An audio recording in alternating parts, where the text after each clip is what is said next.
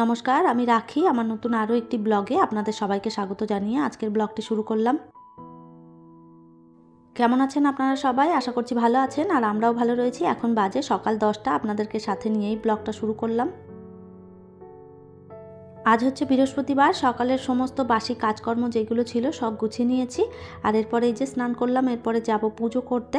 তো এখন আমাদের এইদিকে ঠান্ডাটা একদমই কমে গেছে, তো সকালবেলায় স্নান করতে আর কোনো রকম অসুবিধেও হয় না। সকালবেলায় শ্যাম্পু করেই স্নানটা করেছি। অনেকেই আপনারা বলেন বৃহস্পতিবার দিনকে মাথায় শ্যাম্পু করতে নেই, আর কথাটা আমিও জানি যে বৃহস্পতিবার দিন মাথায় শ্যাম্পু করতে নেই। তারপরেও আজকে কিভাবে মাথায় শ্যাম্পুটা করে ফেললাম বুঝতে পারিনি। তো যাই হোক, খেয়াল ছিল না মাথায়, ওই জন্যই শ্যাম্পুটা করা হয়ে গেছে। আর যখন স্নান করেই নিয়েছি মাথা ভিজিয়ে, আর এখন তো চুল না শুকোলে হবে না। ভিজে চুলে থাকলে না জল পড়ে পড়ে একদম নাইটিটাও পেছন দিক থেকে ভেজে যায়। তো ভাবলাম একটুখানি হেয়ার ড্রাই দিয়ে মাথাটা একটুখানি হালকা করে জলটা শুকিয়ে ফেলি, তারপরে যাব পুজো করতে।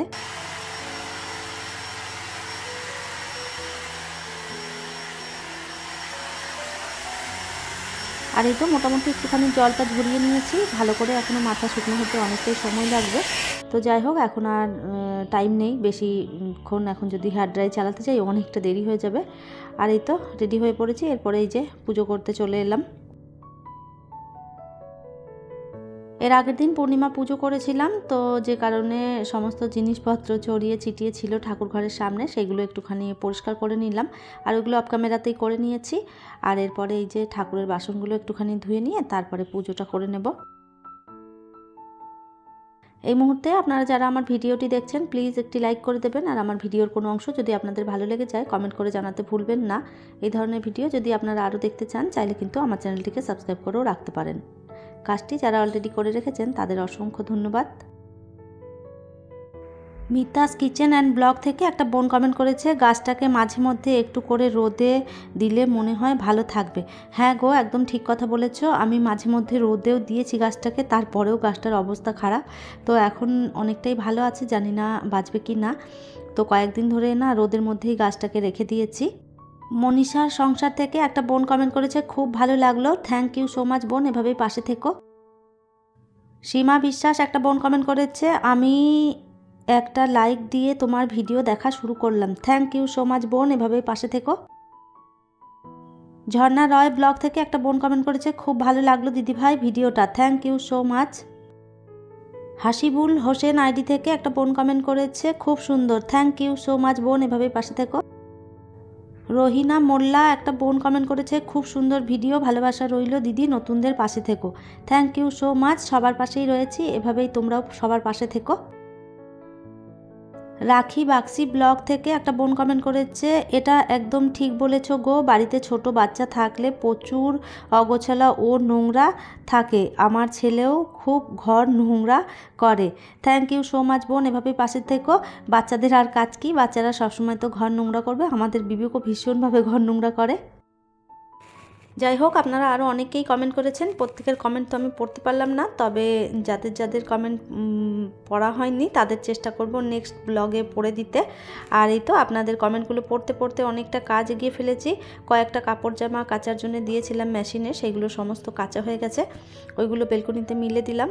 আর এই যে কাপড় চোপড়গুলো দেখতে পাচ্ছেন, এইগুলো কালকের কাপড় চোপড়, সকালবেলায় কয়েকটা ভাঁজ করেছি আর কয়েকটাই যে রয়ে গেছে, তো এগুলো সুন্দরভাবে এই যে গুছিয়ে নিয়ে জায়গা মতন রেখে দেবো। আজ প্রচণ্ড পরিমাণে হাওয়া বইছে বাইরে, তো জানলা দরজা খুলে রাখলে না ঘরের ভেতরে প্রচুর হাওয়া ঢুকতে থাকে। তো যাই হোক, এখন তো গরমকাল, হাওয়া এলেও কোনো রকম অসুবিধে নেই। এদিকে অনেকটাই গরম পড়ে গেছে, তো যার কারণে জানলা দরজা সমস্তটা খুলে রেখেছি। সকালবেলা ঘুম থেকে উঠেই জানলা দরজা খুলে দিলে না একটা আলাদা রকম মনের ভেতরে শান্তি আসে, যখন ঠান্ডা ঠান্ডা বাতাস আসে বাইরে থেকে। আর এই তো সমস্ত কাপড় চোপড়গুলোও মোটামুটি ভাঁজ করে নিয়েছি, এরপরে জায়গা মতন রেখে দিয়ে তারপরে চলে এলাম কিচেনে। কিচেনের অবস্থা ভীষণ খারাপ, এই যে সমস্ত ছড়িয়ে ছিটিয়ে রয়েছে, এগুলো একটুখানি গুছিয়ে নিয়ে তারপরে নিজের জন্য একটুখানি খাবার করে নেব। আর সকালবেলায় বিবেক চলে গেছে আমার বাপের বাড়িতে, ও বাড়িতে নেই, কেননা ওরা যে স্কুল ছুটি রয়েছে। আমার বাবার বাড়ির ওইখানে পাশাপাশি একটা ভাই রয়েছে, সে হচ্ছে টোটো চালায়।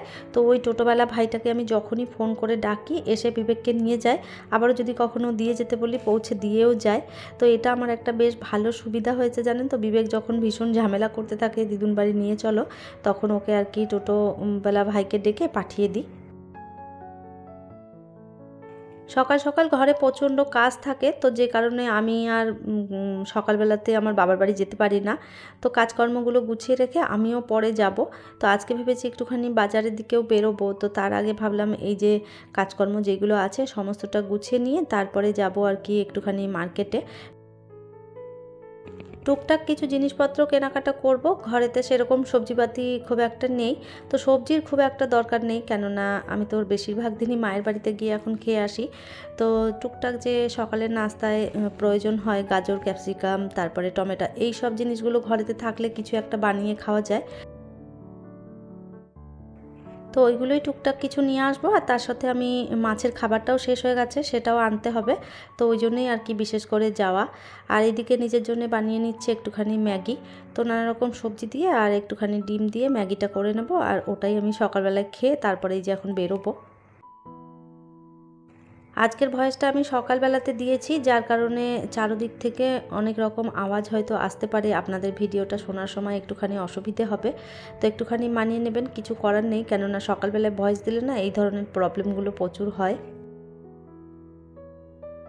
রাস্তার পাশেই যেহেতু থাকি ওই জন্য আরও বেশি আওয়াজ আসে, সব সময়ের জন্য গাড়ি চলতে থাকে, তো যে কারণে আরও বেশি আওয়াজ মনে হয়। আর এই তো ম্যাগি বানানো হয়ে গেছে আমার কমপ্লিট। এবার একটুখানি বসে শান্তি মতন খেয়ে নেব।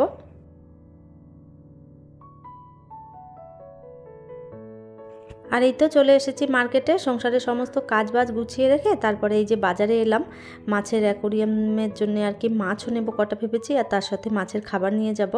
তো এখানে নানা রকম মাছ রয়েছে, গোল্ডফিশগুলো দেখলেই মনে হচ্ছে নিয়ে যাই, তবে অনেকবার গোল্ডফিশ নেওয়া হয়েছে, ওইগুলো না বেশি দিন বাঁচে না। কতবার নিয়েছি মানে তারপরে দেখলাম মাসখানেকের মতন ঠিকঠাক থাকে, তারপরেই মারা যায়।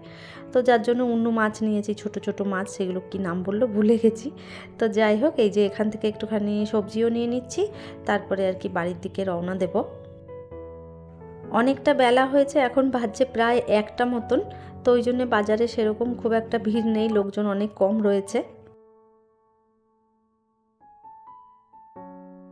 আর এই তো টুকটাক কেনাকাটা করে আমি বাড়ি চলে এসেছি। সবজি বলতে ওই গাজর, ক্যাপসিকাম, আর নিয়েছি শসা আর টমেটো, আর তার সাথে নিয়েছি বিট। তো এইগুলোই আনার জন্য গিয়েছিলাম। তো সমস্তটা ওইদিকে রেখে দিলাম, পরে গুছিয়ে রাখবো। আর এইদিকে মাছের অ্যাকোরিয়ামের জন্য যে মাছ এনেছি, মাছগুলো আগে ঢেলে দিচ্ছি, নাহলে দেখা যাবে এদের আর বাঁচানো যাবে না, প্লাস্টিকের মধ্যে থেকে যদি মারা যায়। তো সেই ভয়ে তাড়াতাড়ি করে মাছটাই আগে ঢেলে দিলাম। আর এরপরে আমি বেরিয়ে যাব আমার বাবার বাড়িতে। এখন আর রান্নাবান্না করব না, মায়ের রান্না হয়ে গেছে। তাহলে চলুন, আমার আজকের ভিডিওটা এই পর্যন্তই। ফিরবো নতুন ব্লগ নিয়ে, ততক্ষণের জন্য সবাই ভালো থাকবেন, সুস্থ থাকবেন। আবারও দেখা হবে নতুন একটি ব্লগে।